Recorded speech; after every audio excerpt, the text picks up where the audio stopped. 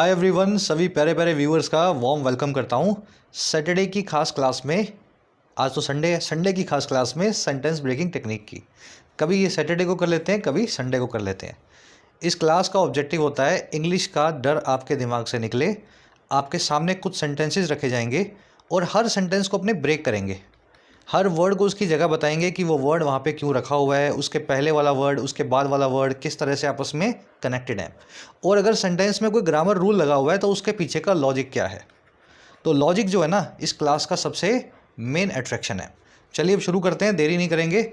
सारे सेंटेंसेस को उठाया गया द हिंदू से। आपको ब्रेक करते हुए एक एक सेंटेंस में से एरर को निकालना है। जिन प्यारे बच्चों ने अभी तक ऐप को डाउनलोड नहीं किया है, ज़रूर से कर लेना। राइटिंग, एसएससी और बैंकिंग तीनों के कोर्सेज ऐप पे अवेलेबल हैं। राइटिंग कोर्स के अंदर आपको लिखना सिखाया जाता है बिल्कुल बेसिक से 70 से 80 घंटों के दौरान, है ना। यूपीएससी, एसएससी, बैंकिंग, कोई पटना हाई कोर्ट का एग्ज़ाम दे रहा है, आइल्स का एग्ज़ाम दे रहे हो, आपका सारा राइटिंग का पोर्शन इस कोर्स में बेसिक से आ जाएगा। कैसे सेंटेंस बनाना है और कैसे बढ़िया से एक ऐसे लिखना है। इस कोर्स पे अभी कुछ ऑफर्स चल रहे हैं, फ़ायदा ले सकते हो कोड लगा करके आज रात तक। उसी तरीके से बैंकिंग कोर्स है। बैंकिंग कोर्स में आपको सारे बैंकिंग के जो जितने भी वैरायटी क्वेश्चंस हैं उनको प्रिपेयर करवाया जाता है विद प्लेंटी ऑफ जो है एक्सरसाइजेस। तो ये प्रैक्टिस कोर्स है, जितनी भरपूर हो सके आप 100 घंटे से ज़्यादा की प्रैक्टिस इस कोर्स में कर पाएंगे। फ़ायदा ले सकते हैं प्रीलिम्स, मेंस, क्लरिकल पीओ दोनों एग्जाम्स के लिए। इसी तरीके से एसएससी का भी फुल प्रैक्टिस कोर्स अवेलेबल है। सारे वैरायटी ऑफ क्वेश्चंस को एक एक करके सही अप्रोच के साथ में तैयार कर सकते हो। इसमें एसएससी के सारे एग्जाम्स आगे, प्रीलिम्स और मेंस दोनों को साथ में रखा है। कोई भी क्वेरी हो ऐप से रिलेटेड, ये नंबर है टीम का, व्हाट्सअप करें और आप टीम से बात कर सकते हैं। चलिए, फर्स्ट सेंटेंस है अपना, जो लास्ट क्लास हमने छोड़ी थी उसका लास्ट सेंटेंस जो आपको दिया था क्विज में, आज उसी को फर्स्ट सेंटेंस बना लेंगे। ठीक है, तो ये सेंटेंस था आपका। सबसे पहला काम ये करना है, सेंटेंस को शांति से पढ़ो जैसे पढ़ते हो और इसका मीनिंग निकालो। ठीक है, फिर उसके बाद एरर्स को ढूंढेंगे। It's now quite common to capture wild elephants which frequently damage crops and caused human casualties in villages bordering these forest। अब आगे और भी है, इतना ही पढ़ लो, यहाँ पे क्लोज ख़त्म हो गया। कह रहे जी बड़ा कॉमन है, बिल्कुल ही आम सी बात है, क्वाइट कॉमन है। और क्या करना, कैप्चर करना वाइल्ड एलिफेंट जो है एलिफेंट्स को, जंगली हाथियों को। कैप्चर वर्ड के दो मीनिंग होते हैं। पहला तो मतलब किसी को अरेस्ट करना, कैप्चर करना। दूसरा किसी की फ़ोटो लेना, फ़ोटो भी तो कैप्चर ही करती है ना किसी को। तो कह रहे जी बड़ा कॉमन है कैप्चर करना वाइल्ड एलिफेंट्स को। शायद यहाँ पे फ़ोटो ले जाने की बात हो रही है ना। एलिफेंट को कौन अरेस्ट करेगा, फ़ोटो ही लेंगे उसकी।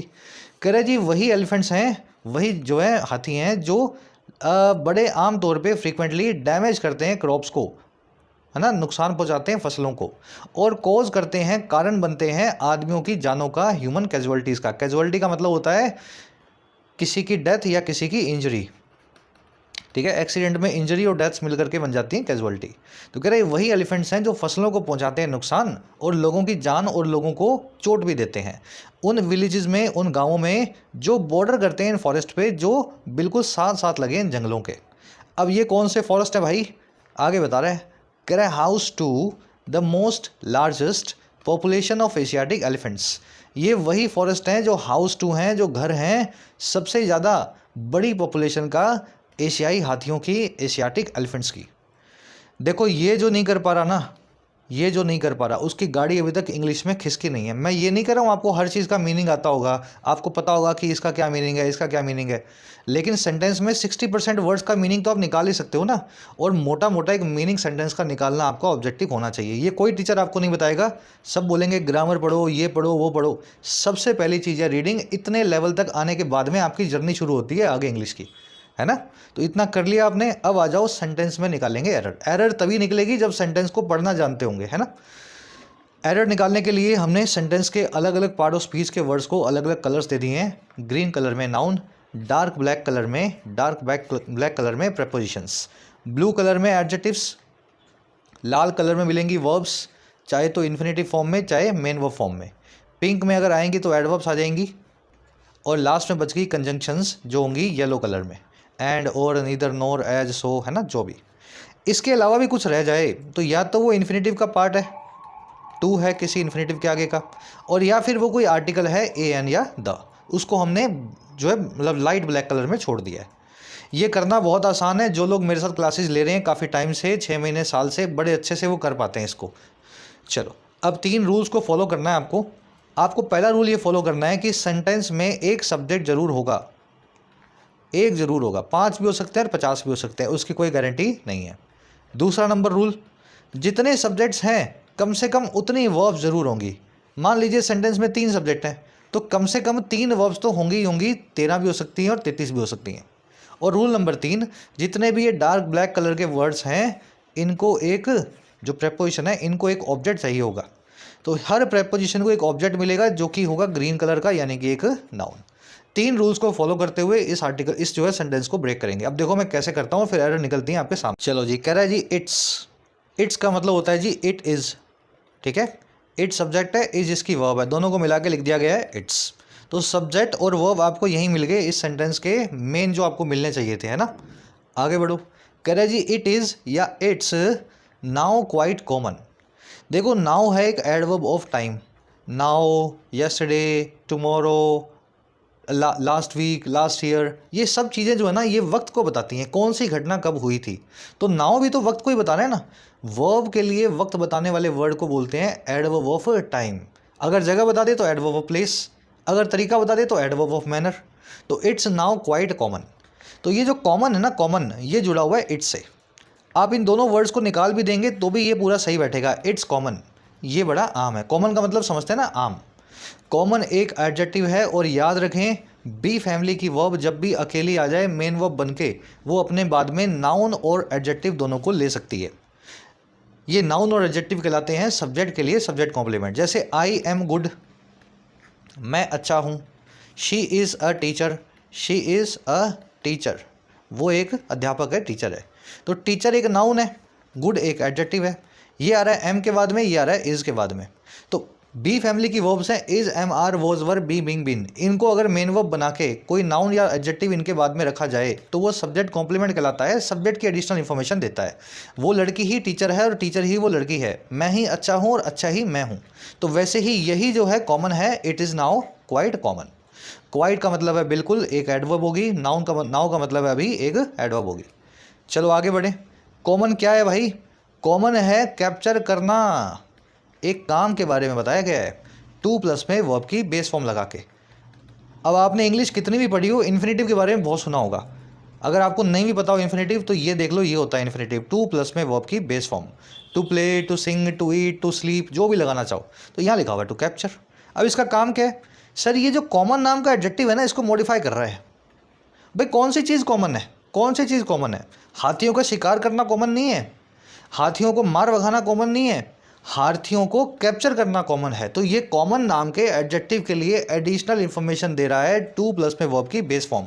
तो अगर ये एडजेक्टिव के लिए एडिशनल इन्फॉर्मेशन दे रहा है तो इसको बोलते हैं एडवर्बियल इन्फिनेटिव।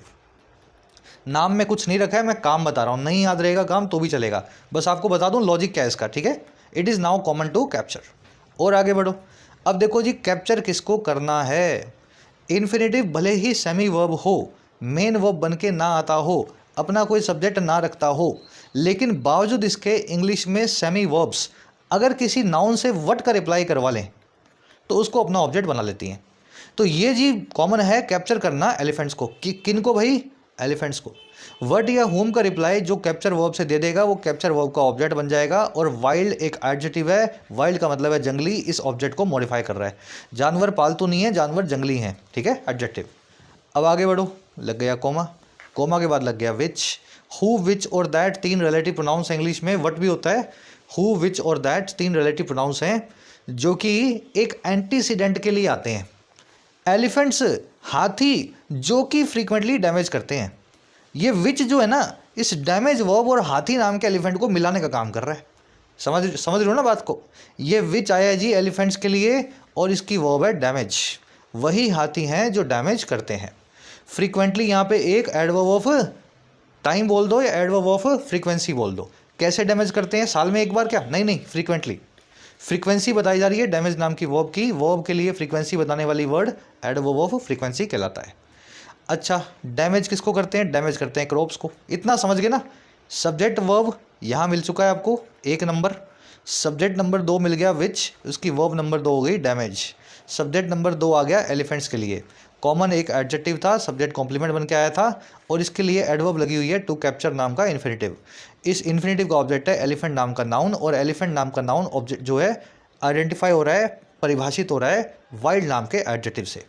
तो अब ये एलिफेंट के लिए विथ लगाया गया, तो इसकी दो वर्ब्स हैं, वही एलिफेंट वही हाथी, जो एक तो करते हैं डैमेज और दूसरा करते हैं कॉज। एक तो करते हैं नुकसान, दूसरा बनते हैं कारण। डैमेज किसको करते हैं? डैमेज वर्ब का ऑब्जेक्ट हो गया क्रॉप्स, और कॉज किसको करते हैं? कॉज करते हैं ह्यूमन कैजुअलिटीज़, इसका ऑब्जेक्ट हो गया इंसानों की जानें या इंसानों की चोटें, ह्यूमन कैजुअलिटीज़। समझ गए?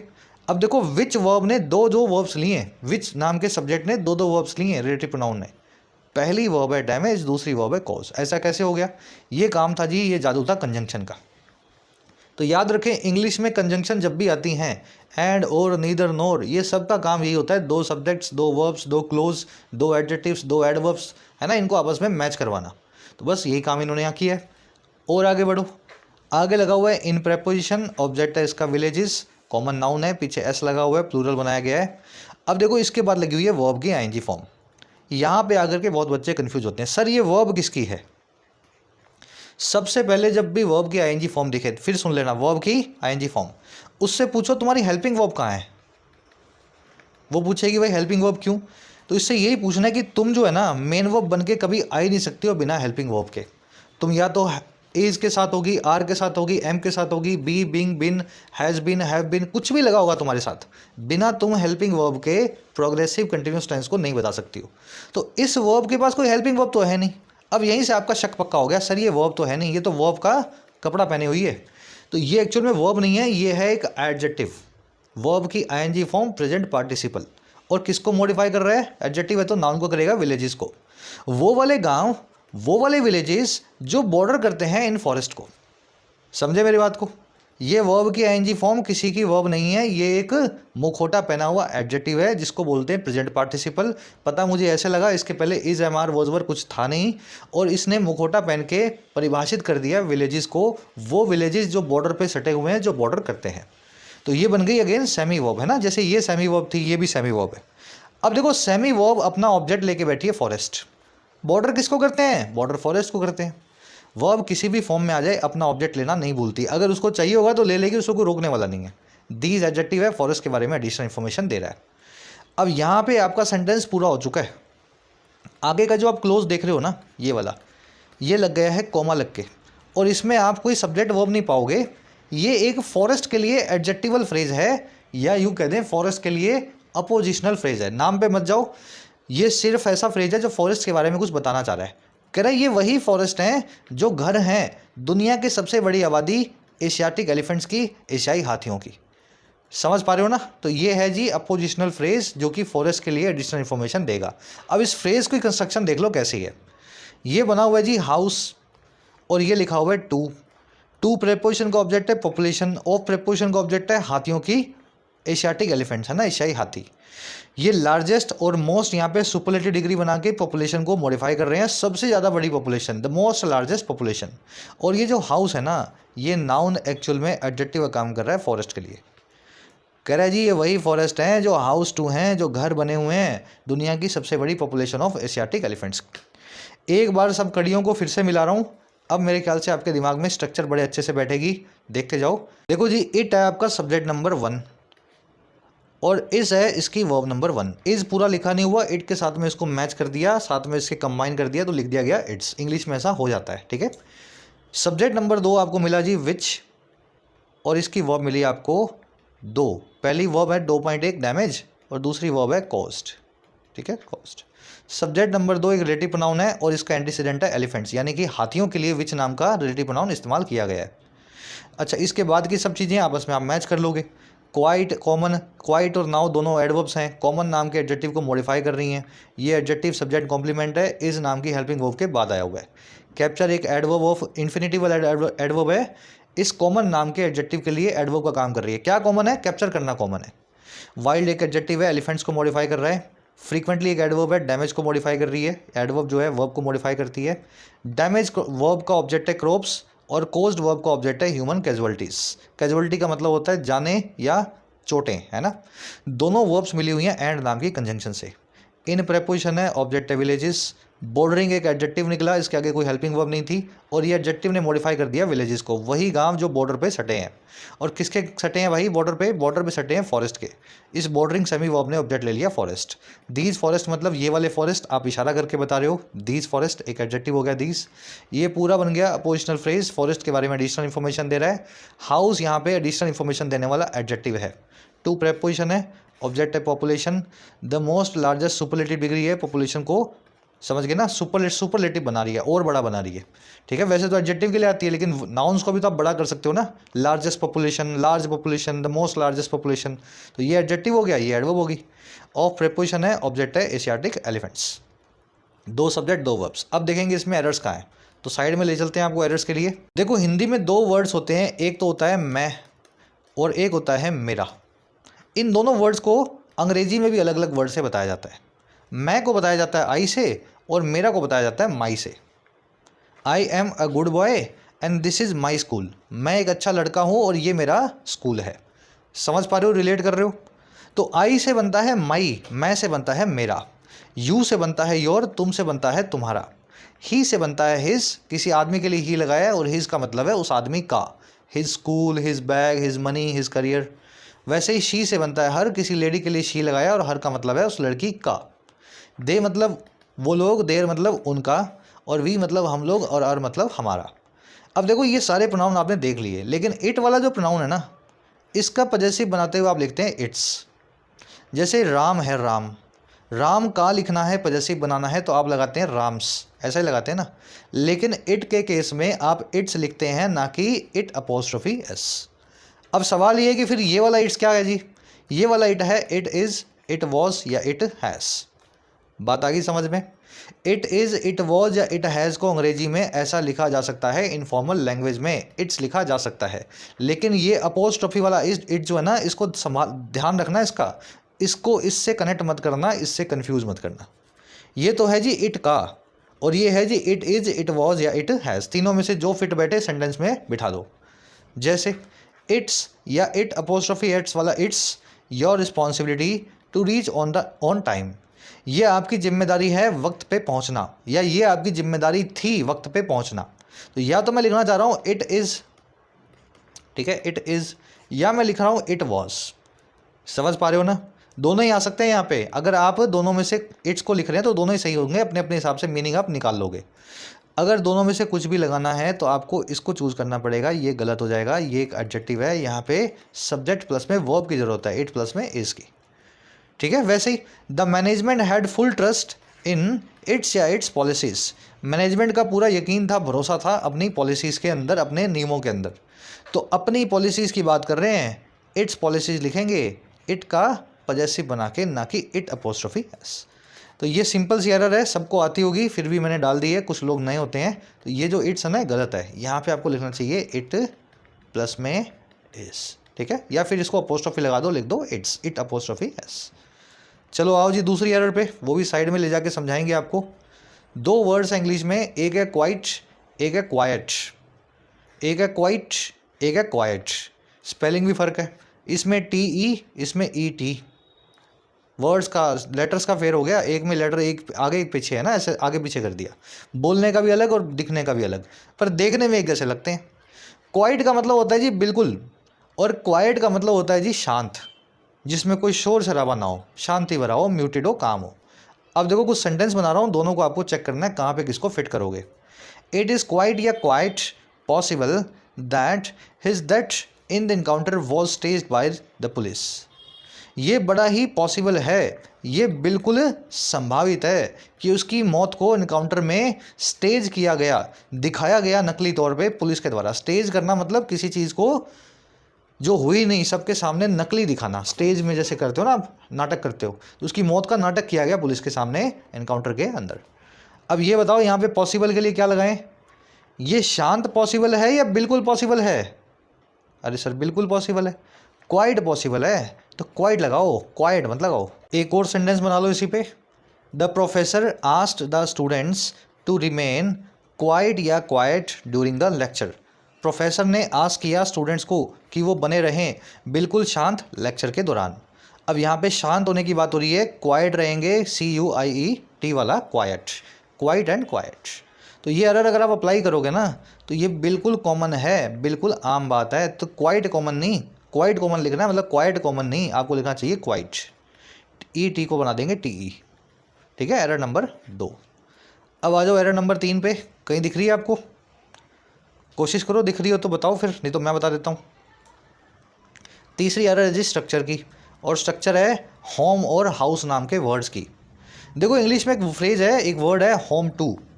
होम टू का मतलब होता है किसी को शरण देना, किसी को पनाह देना। जैसे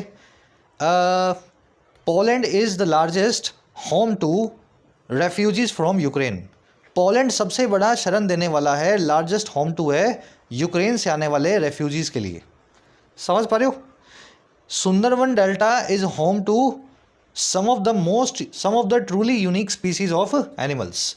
सुंदरवन डेल्टा जो है वो होम टू है, वो पनाह देता है, शरण देता है दुनिया की सबसे जो है विचित्र नायाब जो है स्पीसीज को, नस्लों को। कुछ भी लिख सकते हो आप, कोई भी चीज़ जो होम टू होती है ना, किसी को पनाह देती है, शरण देती है, तो आप इसको स्ट्रक्चर से बता सकते हैं। इसमें होम एडजेक्टिव होता है, टू एक प्रेपोजिशन होता है, और बाद में बताएं जिस भी चीज़ को पनाह दी है उस नाउन को। अब देखो इससे मिलता जुलता एक फ्रेज हो रहा है हाउस। हाउस के बाद में टू नहीं आता, और हाउस को एक वर्ब की तरह यूज़ किया जाता है।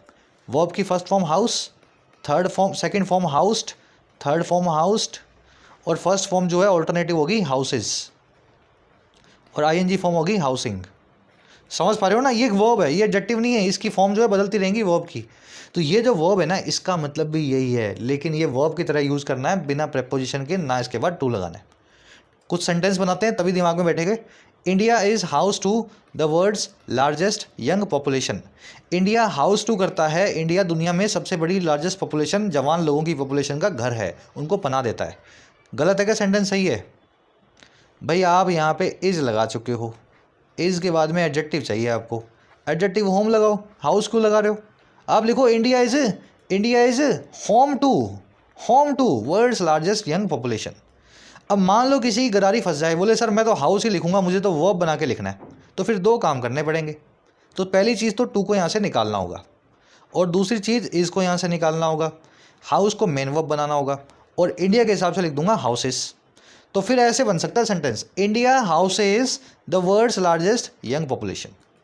ठीक है, तो कैसे भी बना लो काम, चाहे तो आप इसको हाउस को होम बना लो, बाकी सब रहने दो, और या फिर टू को निकाल के, इज़ को निकाल के हाउस को मेन वर्ब बना दो, और इंडिया के हिसाब से सिंगुलर कर दो, हाउसेस लिख दो, और फिर सेंटेंस को बना लो।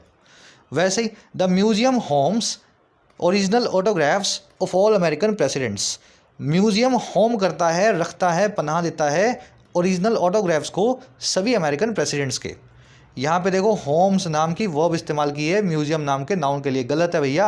होम तो एक एडजेक्टिव है, इसकी वर्ब की जो फॉर्म होगी वो होगी हाउस। आप यहाँ लिखेंगे द म्यूजियम हाउसेस, और अगर होम लिखना है तो फिर तरीका बता दिया, यहाँ पे लिख दो म्यूजियम इज़, अब यहाँ लिख दो होम, और फिर यहाँ लिख दो to. Museum is home to original autographs all American presidents. खोल के समझ गए ना पूरे इस कॉन्सेप्ट को? गलती एक स्टूडेंट की नहीं चाहिए मुझे। अब ये ध्यान से इसका स्क्रीनशॉट ले लो प्यारा सा, जब क्वेश्चन मिले वहाँ पे सॉल्व करना है। तो ये थी सर आपकी एरर नंबर, लगा लेना 3 नंबर या 4 नंबर जो भी। अब बच गई लास्ट एरर, आपको वैसे ही बता देते हैं। देखो डैमेज है ना, डैमेज ये आया है विच के लिए, और विच आया है हाथियों के लिए। हाथी ही डैमेज करते हैं और हाथी ही कॉज करते हैं ह्यूमन कैजुअलिटीज़ को। भाई ये अगर प्लूरल वर्ब है प्रेजेंट टेंस की, तो ये भी तो प्लूरल वर्ब होगी ना प्रेजेंट टेंस की। आप ऐसा थोड़ा ना बोल रहे हो, हाथी जो फसलों को डैमेज करते हैं, और हाथी जिन्होंने ह्यूमन कैजुअलिटीज़ को कोज किया था। कब किया था भाई कोज? बताया कुछ उस घटना के बारे में बताया? Caused human casualties in 2012 in those villages that were on the border of these forest. कुछ ऐसी बात हो रही है क्या? तो सीधी सी बात है, स्ट्रक्चरल एरर सेंटेंस में रखी हुई है। एरर ये है कि डैमेज विच के साथ में, और वैसे ही यहाँ पे कोज भी विच के साथ में। हाथियों के लिए वर्ब को प्लूरल रखेंगे तो वर्ब को डैमेज और कोज रखना है, आगे का एस निकाल दें। तो ये होगी जी आपकी मोटी मोटी सारी एरर्स। एक एरर और बची है, ये सुपरलेटिव डिग्री की। लार्जेस्ट जो है अपने आप में सुपरलेटिव डिग्री है, इसके आगे मोस्ट लगाने की ज़रूरत नहीं है। समझ रहे हो? मोस्ट लार्जेस्ट जैसा कोई वर्ड इंग्लिश में नहीं है। Most smartest, most highest, most darkest. अगर आपको कोई एडवर्ब लगानी भी है सुपरलेटिव डिग्री के आगे, तो 2 एडवर्ब्स आपको बता देता हूँ, वैसे पता ही होंगे आपको। मच द, ठीक है, एक तो ये, और दूसरी है बाय फार। तो अगर आप लिख ही रहे थे ना द मोस्ट हाईएस्ट, तो इसकी जगह आप ये लिख सकते थे बाय फार, मोस्ट को निकाल दो, द लार्जेस्ट को ऐसा जोड़ दो और यहाँ लिख दो बाय फार द लार्जेस्ट, या फिर मच द लार्जेस्ट साथ में रहेगा, द को समझ गए ना, लार्जेस्ट से पहले रखना है, मच द लार्जेस्ट या बाय फार द लार्जेस्ट। ये मोस्ट वाला कॉन्सेप्ट गलत है। चलिए, इस सेंटेंस पे बहुत टाइम लग गया, अब आ जाओ नेक्स्ट पे। नेक्स्ट सेंटेंस ऐसा है, आपका दिमाग घुमा देगा पढ़ने में ही। पढ़ो एक बार इस सेंटेंस को, मीनिंग निकालो इसका। With its torturers structure and convoluted syntax, even the most astute grammarians may find the intricacy of this complicated sentence to challenge। कह रहे जी साथ ही इस चीज़ के विद और किसके, इसकी टॉर्चरस स्ट्रक्चर के, ऐसी स्ट्रक्चर के, ऐसे ढांचे के जो टॉर्चरस है, जो गोल घुमावदार है, टॉर्चरस समझ गए ना, घुमावदार, और कॉन्वोल्यूटेड सिंटेक्स के, सिंटेक्स और स्ट्रक्चर एक ही बात है, कॉन्वोल्यूटेड का मतलब होता है जलेबी जैसा। ये टॉर्चरस और कन्वोल्यूटेड एक दूसरे के सिनोनिम्स ही हैं, स्ट्रक्चर और सिंटेक्स भी एक दूसरे के सिनोनिम्स ही हैं, समझ रहे हो ना। तो इस पे वर्ड्स यूज़ किए हैं बारी बारी आपको डराने के लिए। कह रहे जी अपनी घुमावदार स्ट्रक्चर और जलेबी जैसे ढांचे के साथ ही, कह रहे यहाँ तक कि जो सबसे मोस्ट एस्ट्यूट ग्रामरियंस हो ना, एस्ट्यूट का मतलब होता है इंटेलिजेंट, शार्प, ग्रामेरियंस वो हैं जो ग्रामर जानते हैं या पढ़ाते हैं, और द मोस्ट एस्ट्यूट का मतलब है सबसे ज़्यादा समझदार, सबसे ज़्यादा तीखे, शार्प। कह रहे यहाँ तक कि सबसे ज़्यादा जो शार्प, जो सबसे ज़्यादा होनहार ग्रामेरियंस हैं अंग्रेजी में, वो भी फाइंड कर सकते हैं इंट्रिकेसी को, कॉम्प्लेक्सिटी को, और किसकी, इस कॉम्प्लिकेट सेंटेंस की, इस पेचीदा सेंटेंस की चैलेंज करने वाला, चुनौती देने वाला। तो ये सेंटेंस इतना टॉर्चरस स्ट्रक्चर और कॉन्वोल्यूटेड सिंटेक्स का है, यहाँ तक कि सबसे ज़्यादा तेज जो ग्रामेरियन है अंग्रेजी में, वो भी इस सेंटेंस की, इस कॉम्प्लिकेटेड सेंटेंस की इंट्रिकेसी को देख के, पेचीदगी या कॉम्प्लेक्सिटी को देख करके चैलेंज होता हुआ फील करेंगे, वो समझेंगे कि सेंटेंस उनको चैलेंज कर रहा है।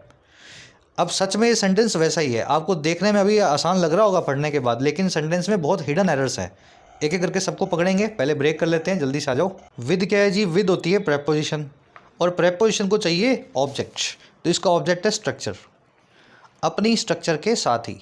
स्ट्रक्चर कैसी है, स्ट्रक्चर इसी की है और स्ट्रक्चर बड़ी टॉर्चरस है, स्ट्रक्चर इट्स की है और स्ट्रक्चर बड़ी घुमावदार है, जलेबी जैसी है। तो ये दोनों एडजेक्टिव स्ट्रक्चर नाम के नाउन को मॉडिफाई कर रहे हैं। अब इस विद प्रेपोजिशन ने अपना ऑब्जेक्ट तो ले लिया, लेकिन इसको ऑब्जेक्ट एक नहीं बल्कि दो लेने की इच्छा हुई, दोनों ऑब्जेक्ट इसने मिला दिए एंड नाम की कंजंक्शन से। तो विद प्रेपोजिशन का दूसरा ऑब्जेक्ट बन गया सिंटेक्स, ठीक है। Object number 1 structure, object number 2 syntax, दोनों का मतलब एक ही है, दोनों वर्ड्स एक ही हैं। और कन्वोल्यूटेड जो है एक एडजेक्टिव है, सिंटेक्स को मॉडिफाई कर रहा है। कन्वोल्यूटेड मतलब बड़ा ही घुमावदार, टॉर्चरस या जलेबी जैसा, समझ गए, टेढ़ा मेढ़ा। आगे बढ़ो। अब देखो यहाँ लग गया है कॉमा, सब्जेक्ट का अभी तक अता पता नहीं, वर्ब का अभी तक अता पता नहीं, सिर्फ विद प्रेपोजिशन को सेटिस्फाई करे जा रहे हैं, उसके ऑब्जेक्ट दे दे के एंड कंजंक्शन लगा लगा के। अब ढूंढते हैं सब्जेक्ट को। यहाँ पे देखो सब्जेक्ट तो देना दूर की बात, इसने दे दी पहले adverb, even, adverb of degree, even मतलब यहाँ तक की है ना, इवन। और फिर आगे देख रहे हो, आगे लग गया जी एक एडवर्ब और एडजेक्टिव, सुपरलेटिव डिग्री बना रखी है, और इसके बाद में एक नाउन रखा हुआ है। तो जैसे ये नाउन मिला ना, आपके सब्जेक्ट को मिल गया आधार, सब्जेक्ट को मिल गया अपना सब्जेक्ट। इस नाउन के लिए द मोस्ट एस्ट्यूट, ये पूरा एक सुपरलेटिव डिग्री ऑफ एडजेक्टिव लगा हुआ है, सबसे ज़्यादा होनहार ग्रामरियंस, इवन हो गई यहाँ पे आपकी एडवर्ब। और आगे बढ़ो। मे फाइंड, सब्जेक्ट की वर्ब आपको मिल चुकी है, may helping verb, find main verb. और फाइंड किसको करना है, फाइंड करना है इंट्रिकेसी को। इंट्रिकेसी का मतलब होता है जी कॉम्प्लेक्सिटी, हिंदी में बोलते हैं पेचीदगी, किसी चीज़ की बहुत ज़्यादा पेचीदा होने की क्वालिटी। फाइंड वर्ब से ऑब्जेक्ट बन गया इंट्रिकेसी, ये नाउन, क्योंकि इसने वर्ड का रिप्लाई किया।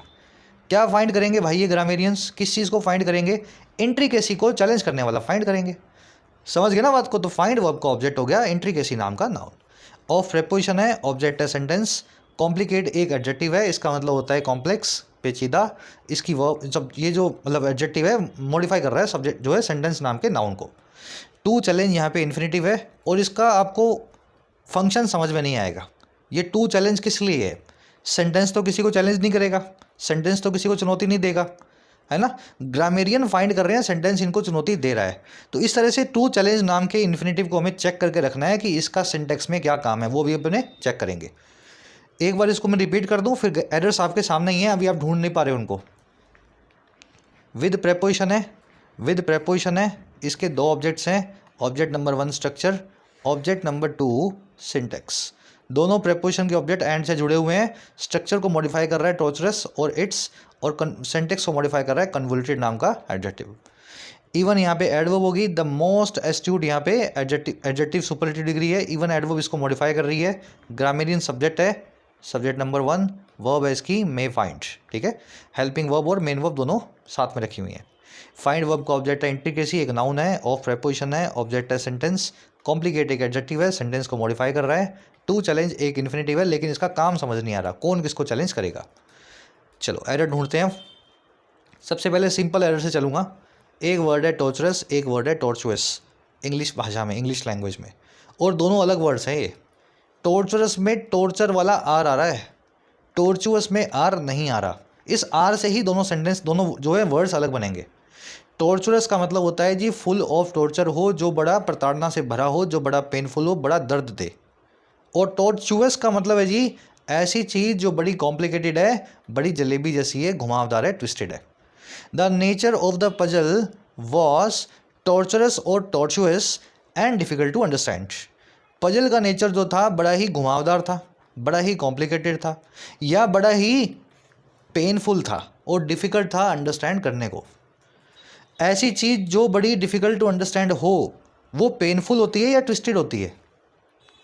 अब आप बोल दो कि सर समझ नहीं आ रहा था तो मुझे पेन होने लगा, ऐसे नहीं जाना इसमें, है ना।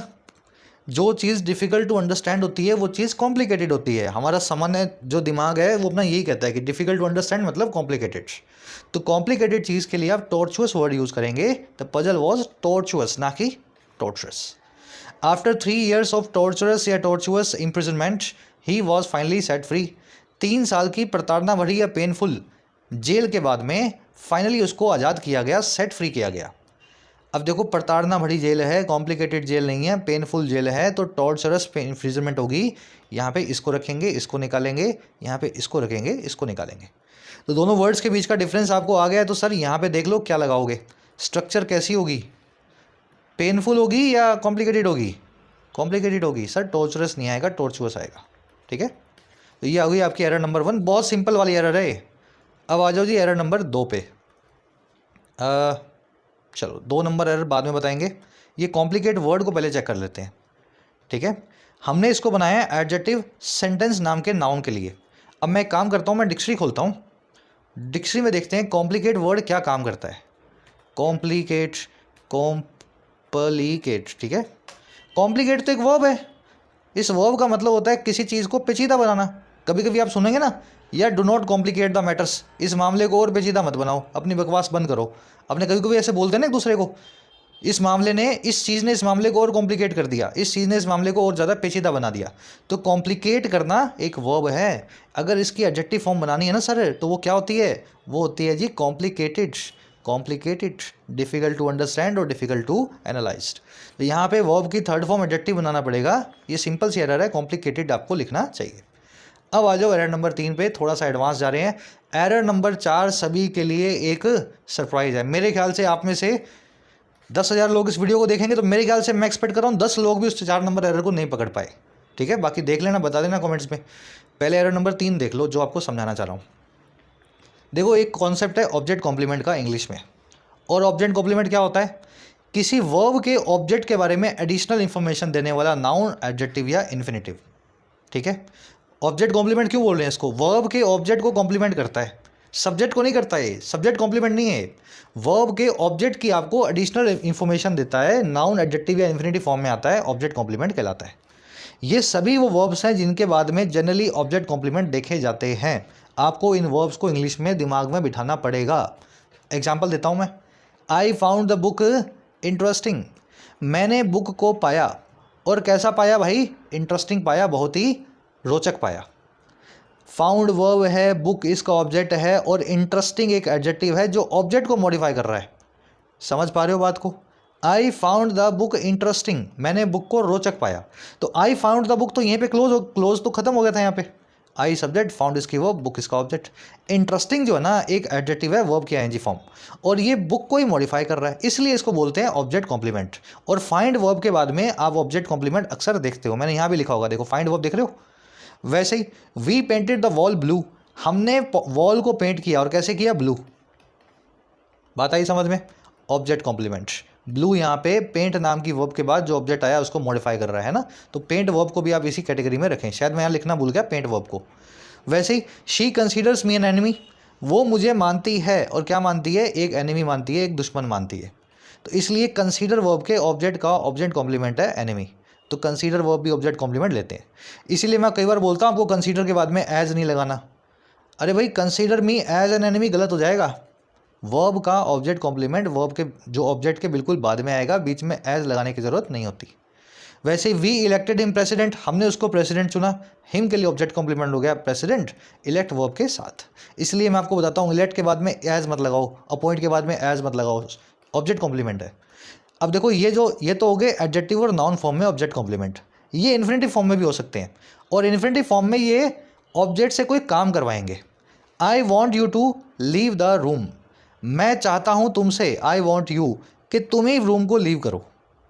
बात समझ रहे हो, जिस ऑब्जेक्ट का ऑब्जेक्ट कॉम्प्लीमेंट आएगा वो ऑब्जेक्ट कॉम्प्लीमेंट अगर इन्फिनिटिव फॉर्म में हुआ, to leave, to play, to eat, to sing, तो वो ऑब्जेक्ट से कुछ काम करवाएगा।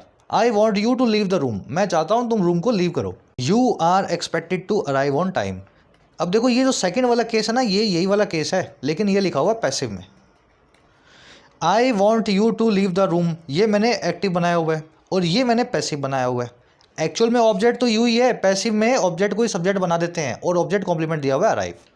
आप ऐसा ही बोल सकते हैं, I expect you to arrive on time. समझ पा रहे हो ना, एक्टिव में आई एक्सपेक्ट यू, पैसिव में you are expected. Object complement तो अभी भी ऑब्जेक्ट के लिए आया है, और पैसिव में ऑब्जेक्ट ही सब्जेक्ट बन जाता है। तो ये सेंटेंस और ये सेंटेंस बराबर हैं, ये एक्टिव में लिखा हुआ है, ये पैसिव में लिखा हुआ है। थोड़ा एडवांस लेकर के जा रहा हूँ चीज़ों को, मुझे पता है आप में से काफ़ी लोग बेसिक अच्छे से मेरे साथ कर चुके हैं, उनको मज़ा आ रहा होगा। सच में मज़ा आ रहा हो तो लिख के बताओ कमेंट सेक्शन में, मज़ा आ गया MAG लिख दोगे तो समझ जाऊँगा मैं, है ना, कॉन्सेप्ट अगर आपको समझ में आया हो तो। चलो अब ये ऑब्जेक्ट कॉम्प्लीमेंट का झगड़ा आपने समझ लिया, ये सारी वर्ब से अप्लाई होगा। Consider, make, name, find, see, feel, hear, declare, believe, जज, लेवल, ब्रांड। ये कॉन्सेप्ट वो कॉन्सेप्ट है जो इंग्लिश में टीचर्स भी नहीं अच्छे से पढ़ा पा रहे, क्योंकि ये कॉन्सेप्ट आपको इंडियन बुक्स में नहीं मिलेगा, ग्रामर की अच्छे से नहीं मिलेगा, बहुत कम दिया हुआ है ना, तो बहुत खोल करके आपको मैंने समझा दिया। अब आप टीचर बन के किसी को समझा सकते हैं कि ये होता है भाई ऑब्जेक्ट कॉम्प्लीमेंट। अब देखो इस फॉर्मूले को अपने को इस जो है सेंटेंस पे लगाना है। मुझे बताओ ग्रामेरियंस फाइंड करेंगे इस सेंटेंस को, सेंटेंस ऑब्जेक्ट हो गया, फाइंड द इंट्रिकेसी को फाइंड करेंगे, इस सेंटेंस की इंट्रिकेसी ऑब्जेक्ट है, और ऑब्जेक्ट के लिए कॉम्प्लीमेंट आया है टू चैलेंज। देखो सेंटेंस चैलेंज नहीं करेगा, इंट्रिकेसी जो है चैलेंज करने वाली है। I will find the intricacy challenging, intricacy को मैंने फाइंड किया है कि वो चैलेंज करने वाली है, वो मुझे चैलेंज करेगी नहीं। भाई I want you to go, I want you to leave the room, मैं चाहता हूँ तो रूम छोड़ दो, मैं एक्सपेक्ट करता हूँ कि तुम टाइम पे आओ, ये काम तो तुम करोगे, फ्यूचर में कोई काम तुमसे करवाया जाएगा। लेकिन मैंने किताब को इंटरेस्टिंग पाया, रोचक पाया, और वैसे ही मैंने इंट्रिकेसी को चैलेंजिंग पाया, चुनौती देने वाला पाया। चुनौती देगी नहीं, मैंने पा लिया कि उसने चुनौती दी है मुझे। तो फाइंड वर्ब अगर ऑब्जेक्ट कॉम्प्लीमेंट ले रही है इन अदर वर्ड्स, तो वो लेती है वर्ब की आईएनजी फॉर्म में। ये जिसको पूरा फॉर्मूला पता होगा वही बता सकता है कि सर ये गलत है। यहाँ पे चैलेंजिंग लिखेंगे, फाइंड वर्ब के बाद में जो ऑब्जेक्ट आ रहा है उसके लिए ऑब्जेक्ट कॉम्प्लीमेंट है। समझ गए, तो ये थी तीसरी एरर। अब इससे भी धांसू वाली एरर चौथी बता देता हूँ आपको, जो किसी के पकड़ में नहीं आई। डैंगलिंग फ्रेजेस, ये क्या होते हैं, एग्जाम्पल के जरिए समझो। Mad with hunger we were attacked by a street dog. Sentence का मीनिंग क्या है, हम जो है अटैक किए गए थे एक स्ट्रीट डॉग के द्वारा, जो कि मैड विद हंगर था, जो भूख से पागल था। लेकिन ये सेंटेंस टेक्निकली गलत है। कैसे, ये जो मैड विद हंगर नाम का फ्रेज आप देख रहे हो ना, ये जो इसके बाद कोमा देख रहे हो, इसको आपने ये बोल दिया है कि अब तेरा कनेक्शन आज से सब्जेक्ट से होगा। जब भी आप कोई फ्रेज देखें, prepositional phrase, participle phrase, adjectival phrase, sentence की शुरुआत में और उसके पहले या बाद में कोमा लगाओ, चाहे सेंटेंस के लास्ट में हो कोमा लगा के, तो वो फ्रेज जो है ना सब्जेक्ट से कनेक्शन रखता है, ना कि ऑब्जेक्ट से। तो इस सेंटेंस का मतलब ये निकला, हम ही थे पागल भूख से, हम थे बड़े भूखे और हमें अटैक किया गया गली के कुत्ते के द्वारा। अगर तो ये मीनिंग आपका है तब तो ये सेंटेंस सही है, और अगर ये मीनिंग आपका नहीं है, आप कुत्ते को पागल करना चाह रहे हो भूख से, तब ये सेंटेंस गलत है। तो इसका इलाज क्या करें?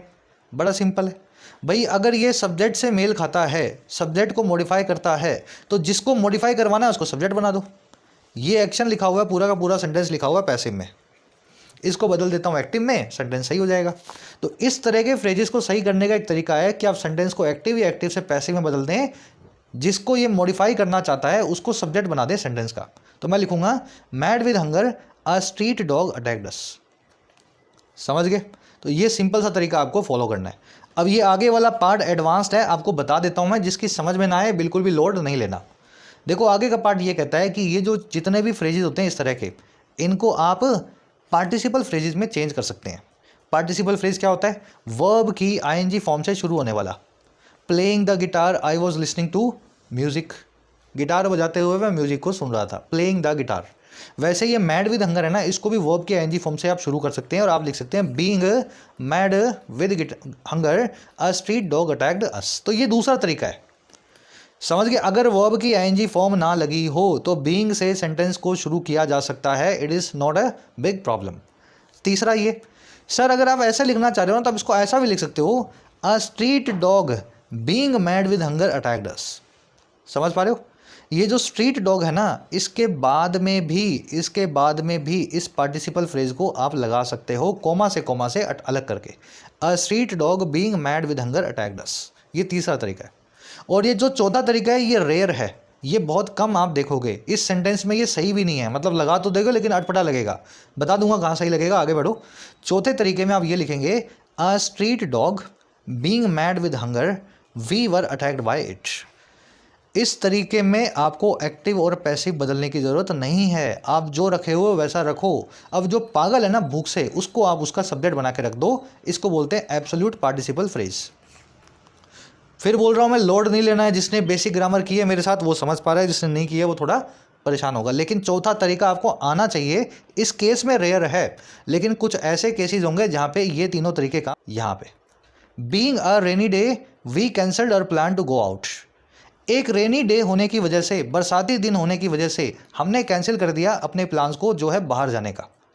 अब चाहे तो एक्टिव बना ले, चाहे इसको पैसिव बना ले, इससे कोई कनेक्शन नहीं बैठेगा, क्योंकि यहाँ पे दिन कोई और चीज़ है और हम और हमारे प्लान्स कोई और चीज़ है। ना तो हमारे प्लान रेनी है ना हम रेनी हैं, रेनी तो दिन है। तो जिसको दिन को रेनी बनाना है वो सेंटेंस में मेन क्लोज का पार्ट ही नहीं है। अब एक्टिव पैसिव बनाने से कुछ होगा ही नहीं। ऐसे केस में एब्सोल्यूट पार्टिसिपल फ्रेज को इस्तेमाल किया जाता है। और आप पहला दूसरा तरीका, तीनों तरीके भूल जाओ, ये वाले है ना, सिर्फ यही वाला तरीका काम आएगा। आप क्या करेंगे, यहाँ शी लगाया था ना, यहाँ स्ट्रीट डॉग लगाया था ना, तो यहाँ दिन के लिए इट लगा दें। The day being a rainy day या it being a rainy, the day भी लिख सकते हैं, the day being a rainy day या it being a rainy day we cancelled our plans to go out. इसको change नहीं करना है, बिल्कुल वैसा का वैसा रहेगा। समझ गए? डैंगलिंग फ्रेजेस बहुत डिटेल में करवा दिए हैं, एक एक घंटे की क्लास हो सकती है इसकी अलग से। कोशिश कर रहा हूँ 5-5 मिनट में जितना हो सके समझा दूँ। अब मुझे बताओ, ये जो टॉर्चर और स्ट्रक्चर और सिंटैक्स लेके बैठे हैं, क्या ये एस्टूड ग्रामेरियंस लेके बैठे हैं? क्या एस्टूड ग्रामेरियंस की स्ट्रक्चर बहुत टॉर्चरस है या इनका सिंटैक्स बड़ा कन्वोल्यूटेड है? नहीं सर, ये सर पूरा फ्रेज डैंगल कर रहा है। इसको एक्चुअल में आपको सेंटेंस की इंट्रिकेसी से जो है जोड़ना है। तो क्या तरीका है इसका? 2 तरीके हैं। पहला तरीका सर, मैं इसको एक्टिव से पैसिव में चेंज कर देता हूँ। मैं यहाँ लिख देता हूँ, with its structure and syntax the intricacy of this complicated sentence was found challenging by the most astute grammarians. Active से पैसिव बना करके इंट्रिकेसी को सब्जेक्ट बना दिया और इस फ्रेज से कनेक्ट कर दिया। समझ पा रहे हो ना? ये जो एक्टिव लिखा हुआ है इसको पैसिव में बदल दिया, इंट्रिकेसी सब्जेक्ट बन गया और विद टॉर्चर स्ट्रक्चर और कॉन्वर्टेड सिंटैक्स उसका कनेक्शन बैठ गया। बस यही करना था। इस पे एक ही तरीका लगेगा, सेंटेंस को एक्टिव से पैसिव में बदला जाएगा और इस पूरे फ्रेज से इंट्रिकेसी को कनेक्ट किया जाएगा। ग्रामेरियन को ऑब्जेक्ट बना दिया जाएगा पैसिव में, ताकि इससे कोई कनेक्शन ना बैठे। ग्रामेरियन की स्ट्रक्चर थोड़े ना जलेबी जैसी है, सेंटेंस की इंट्रिकेसी की स्ट्रक्चर जो है, मतलब समझ गए ना, जो है थोड़ी सी टॉर्चरस है। चलिए यही रैप अप करेंगे, काफ़ी डोज हो गई आज की आपके लिए। बहुत डिटेल में आपको चीज़ें करवाई गई हैं। रीडिंग को कंटिन्यू रखो, ये चीज़ें तभी आती हैं जब आपकी रीडिंग दुरुस्त होती है, उसके बाद ये सारा खेल शुरू होता है। ये आपके लिए सेंटेंस है लास्ट में, बहुत सारी एरर्स रखी हुई हैं। अगली क्लास लाऊंगा, भेजा फ्राई करूंगा फिर से आपका, सारी सेंटेंस आपको तोड़ के ब्रेक करके एक एक एरर को दिखाऊंगा। इस बीच में खुद भी प्रैक्टिस करते रहें, जितनी प्रैक्टिस करोगे आप भी सीख सकते हो, है ना। मुलाकात होगी नेक्स्ट क्लास में। अंटिल देन एक लाइक और एक शेयर दें ताकि ये सेशंस मैं ला सकूं हर सैटरडे हर संडे। कोर्सेज अवेलेबल हैं ऐप पे, जाके फ़ायदा ले सकते हो। टाइम रहते ही कोर्सेज का फ़ायदा लेना है, ऐसा ना हो लास्ट मोमेंट पे आकर के आप मैसेज करें सर 15 दिन रह गए, 1 महीना रह गया। अभी जब वक्त है पढ़ने का तो पढ़ाई पे पूरा ध्यान दो। कंटेंट सारा अवेलेबल है एप्लीकेशन पे, राइटिंग का, एसएससी का और बैंकिंग का। ऐप को जाओ, कमेंट सेक्शन से डाउनलोड करो, फर्स्ट कमेंट से लिंक रखा है। कोई भी क्वेरी हो, ये नंबर है व्हाट्सएप का, टीम से आप मैसेज करके बात कर सकते हैं व्हाट्सएप पे।